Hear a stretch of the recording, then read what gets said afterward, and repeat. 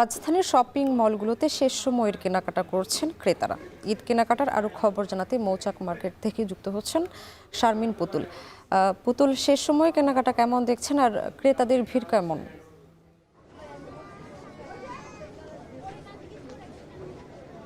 স্বামী শেষ সময় আর চলে এসেছে। ঈদ আর বাকি মাত্র আছে আর অল্প কয়েকদিন। এর মধ্যে কিন্তু যাদের কেনাকাটা বাকি ছিল তারা অনেকেই কিনতে এসেছেন শপিং মলগুলোতে এবং ভিড় করছেন তাদের পছন্দের পোশাক কেনার জন্য।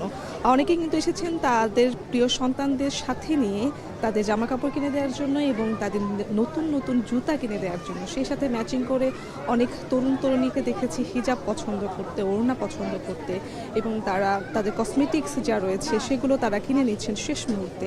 এবং বাসার যে কর্তা রয়েছেন তার জন্য কিন্তু অনেকেই এসেছেন পাঞ্জাবি কিনতে, শার্ট কিনতে, কেউ বা আবার বাবা মায়ের জন্য তাদের পছন্দের শাড়ি, লুঙ্গি, পাঞ্জাবি এগুলো কিন্তু কিনতে এসেছেন।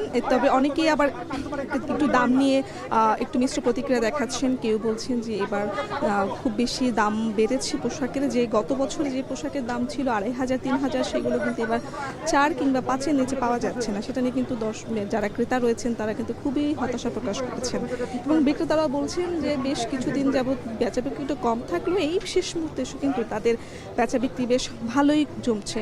কেননা যেহেতু ঈদ সামনে চলে এসেছে এই মুহূর্তে অনেকেই চাচ্ছেন তাদের পছন্দের পোশাকটি কিনে নেওয়ার জন্য। এবারে কিন্তু হচ্ছে আপনার আমাদেরকে জানিয়েছে ফার্সি যে পোশাক রয়েছে, আফগানি যে পোশাক রয়েছে বাচ্চাদের এবং তরুণ তরুণীদের, সেগুলো কিন্তু পছন্দের তালিকার শীর্ষে রয়েছে। স্বামী, এই ছিল আমার কাছে সবশেষ খবর মৌচাক থেকে। ঈদ কেনাকাটার খবর জানাচ্ছিলেন শারমিন পুতুল।